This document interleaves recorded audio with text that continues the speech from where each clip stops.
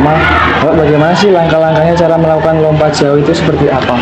Langkah-langkahnya yang pasti diawali dari start ya, ada permulaan. Jadi permulaannya nanti kalau di dalam pembelajaran siswa diarahkan untuk ngecek permulaannya atau langkahnya, lalu secara bertahap baru dari teknik lari serta teknik tumpuan dan lompatannya, dan sehingga bisa terjadi jarak sesuai dengan tumpuan akhirnya. Lanjut ke pertanyaan kedua, Pak. Boleh. Untuk alat-alat yang digunakan atau yang dipersiapkan itu apa saja, Bapak? Kalau boleh tahu. Untuk alat yang pasti di lompat jauh itu kita ada bak lompatnya ya, Mas. Iya. Jadi bak lompat juga disediakan sebagai sarana prasarana olahraga sehingga anak langsung praktek sesuai dengan kondisi lapangan real sebagai gambaran untuk atletik pada nomor lompat jauh. Jadi kita ada sarana prasarana. Jadi dari bak lompat jauh beserta pasirnya juga ada. Oke, lanjut ke pertanyaan ketiga, Bapak. Untuk model pembelajarannya Bapak itu seperti apa? Kita pakai tutor sebaya, Mas. Jadi kita berikan contoh dulu, kita sebagai guru menjadi model dulu bagi anak-anak, baru nanti dikelompokkan, kemudian membuat tutor sebaya yang kita lihat di tes awal mungkin anak yang bisa akan mengajarkan ke teman-temannya yang mungkin teknik dasarnya masih kurang tepat. Jadi kita pakai tutor sebaya. Sudah, Pak. Jadi ke pertanyaan keempat. Untuk permainan apa saja yang Bapak berikan untuk melatih keterampilan lompat jauh untuk siswanya? Permainan gitu. Jadi sebelum tahap pembelajaran inti biasanya saya memberikan pemanasan berupa permainan. Nah, permainan itu bisa itu namanya modifikasi lompat melewati pun bisa, terus kemudian seperti untuk tes kelincahnya di permainan becak berdorong gitu, kita modifikasi sendiri. Intinya anak itu bisa bergerak leluasa dengan banyak digerakkan kaki gitu. Lanjut ke pertanyaan kelima, Pak. Untuk tahapan stretching inti dan penutup itu seperti apa?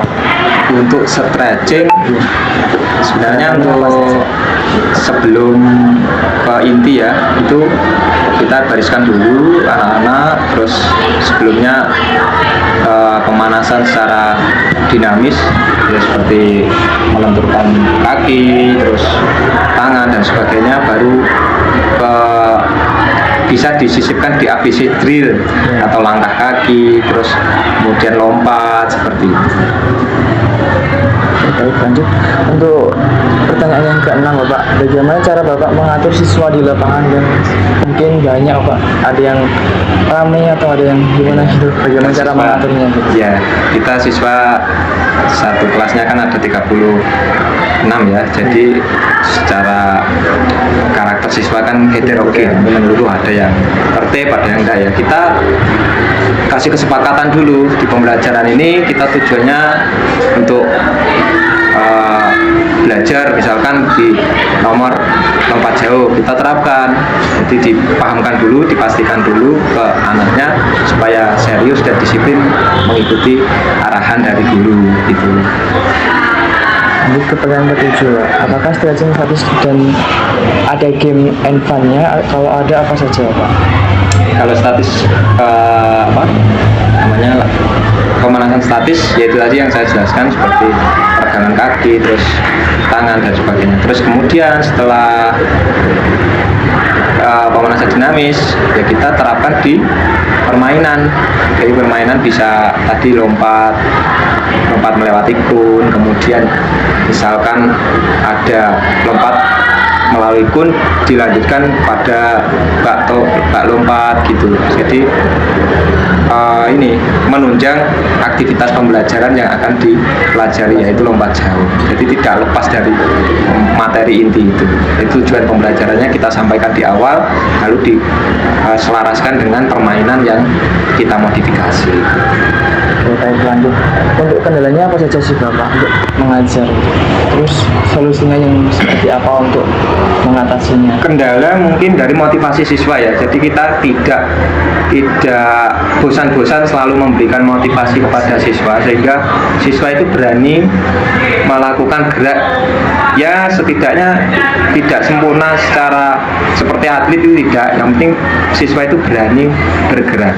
Contoh misalkan ada siswa tertentu yang memang kondisi fisiknya over, misalkan dia kan tidak berani melompat. Nah, kita pahamkan, kamu berani melompat sesuai dengan kemampuanmu aja, misalkan 1 langkah atau gimana. Jadi kita memberikan pendekatan secara individu, baru nanti dimotivasikan ke seluruhnya.